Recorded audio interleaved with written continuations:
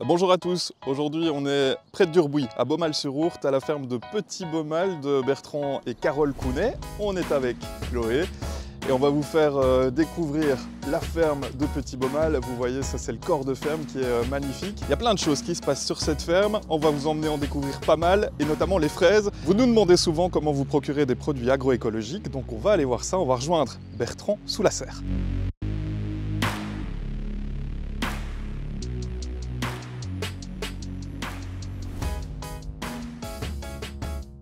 Salut, salut. Comment ça va? Ça va bien. Il fait un peu En chaud. pleine récolte? Oui, pleine récolte, dernière serre. Tes fraises, tu les trouves comment?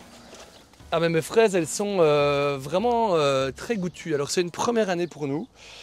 Donc on n'a pas un feuillage hyper développé, ce qui fait que une des deux variétés qu'on a plantées manque un peu de sucre. Mais vous allez pouvoir goûter. C'est bon? Ouais. On est sur une fraise pure bio, donc pas de phyto, pas de chimie, pas d'engrais synthétiques. On a juste travaillé avec une projection de soufre. Ça a une vocation à éloigner un petit peu les insectes et aussi par les apports foliaires à donner un tout petit peu de boost aux plantes. Donc ça c'est la seule pulvérisation qu'on fera. Dans l'itinéraire technique, on est sur une ancienne prairie permanente, donc on a quand même une bonne matière organique et on a quand même une introduction qui est intéressante. On va travailler sur des rotations, donc 2 ans pour le plant de fraisier, et puis on passe sur 4 ans de prairie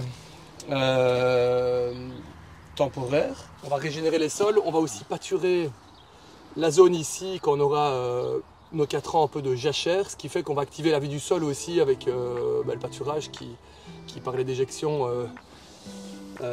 accélère bien la régénération des sols. Donc c'est des fraises qui sont vendues en direct aux consommateurs ou utilisées pour nos glaces. Les glaces qu'on produit avec notre lait. Et pour produire son lait, Bertrand mise sur un troupeau de vaches jersey qu'il nous emmène découvrir. Il a adopté un système bien particulier que l'on voit extrêmement rarement en Belgique.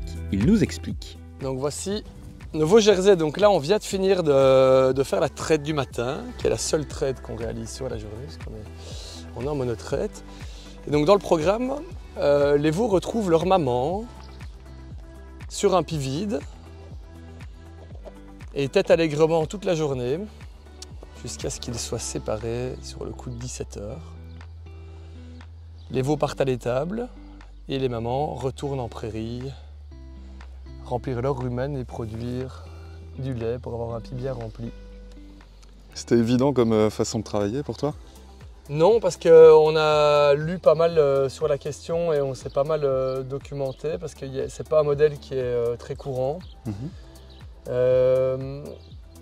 on a trouvé le modèle de la ferme Hénin, la ferme de l'Escaille, qui se trouve à Pont-de-Rome, et qui ont développé avec Nature et Progrès, qui les a soutenus pendant plusieurs années, un modèle de veau au pied dans cet esprit-ci.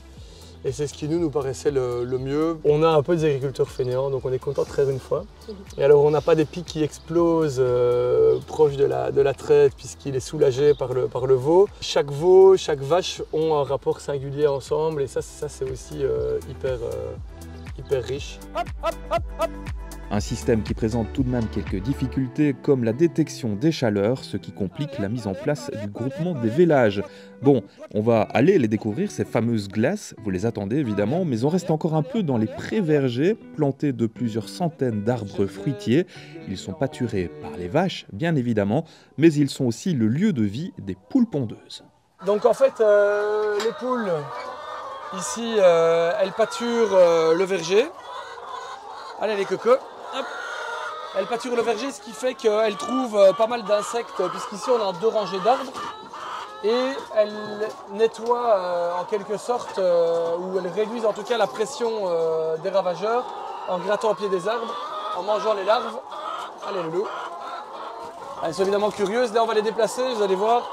On va avancer, elles vont toutes aller chercher l'herbe fraîche qu'elles peuvent manger. Tous les 2 jours on déplace le poulailler qui est monté sur des skis. Ah ouais. Et vous allez voir ça, c'est assez marrant.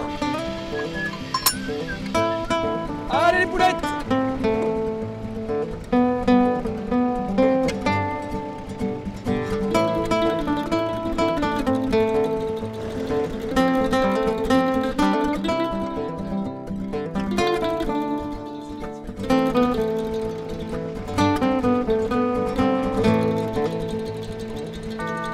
On est vraiment sur un système ultra facile d'utilisation. Ouais, c'est hyper cool parce que tout pend dans le poulailler, donc toutes les mangeoires, les pondoirs, les perchoirs, les abreuvoirs. Et donc on a ici les œufs qui sortent tout beau tout propre parce qu'on a un système de vérin hydraulique qui referme les pondoirs pendant la nuit. Pas qu'elles aient dormir et qu'elles aient salir les œufs pendant leur sommeil. Donc là, elles viennent juste pondre. Les nids de part et d'autre sont penchés. Les œufs roulent délicatement sur le petit tapis convoyeur ici, qu'on actionne manuellement. Et là, on récupère tout. Ben là, on a tout. Dans les poulaillers mobiles, souvent, c'est des grosses citernes d'eau qui font que ça alourdit et ça donne encore une complexité à la manœuvre. Ici, comme on a fait un pâturage tournant dynamique pour les vaches, on a des points d'eau tous les 100 mètres. Et donc, on a simplement retiré en sous-solant un câble électrique. Et on a mis un point électrique et un point d'eau tous les 100 mètres. Ce qui fait qu'on approvisionne notre premier poulailler qui lui approvisionne le deuxième et qui dans le futur approvisionnera les deux autres, donc en un seul point. Bon, et ces glaces, vous allez me dire, eh bien on y va. On s'arrête simplement pour tamponner les œufs avant de les envoyer à la vente dans des épiceries locales. Un petit tour aussi pour nourrir les porcs ibériques Quintoa, dont la viande est valorisée en colis, en circuit court. Et puis direction l'atelier, c'est là qu'est produite la glace. Ici à l'atelier, on travaille que des produits bruts. Les fruits, la vanille, mais on travaille sans arôme évidemment, on travaille sans poudre. Donc c'est que du lait, du sucre et des produits bruts. Et ces glaces, on peut les trouver où exactement ? Ces glaces, on peut les trouver dans les magasins autour de la ferme. Et on la distribue avec notre petite camionnette qui est là dehors. Et à la guinguette aussi, parce que ça c'était le gros projet dernièrement. Depuis 2 semaines à la guinguette. Le but c'est vraiment de faire un lieu de convivialité, de présenter nos produits aux gens du coin, pour aussi c'est un peu notre ouverture après 3 ans de travail dans l'ombre, dans notre modèle agricole. Et voilà, et c'est un moment aussi pour partager, pour présenter nos glaces, servir des boissons locales, et c'est pour créer de la convivialité aussi à la ferme. La guinguette est ouverte du jeudi au dimanche, une occasion parfaite pour faire connaissance avec cette ferme de Petit Baumal, accompagnée depuis plus de 2 ans par Terre Vivante et qui recèle encore bien d'autres aspects à découvrir, notamment son hébergement touristique.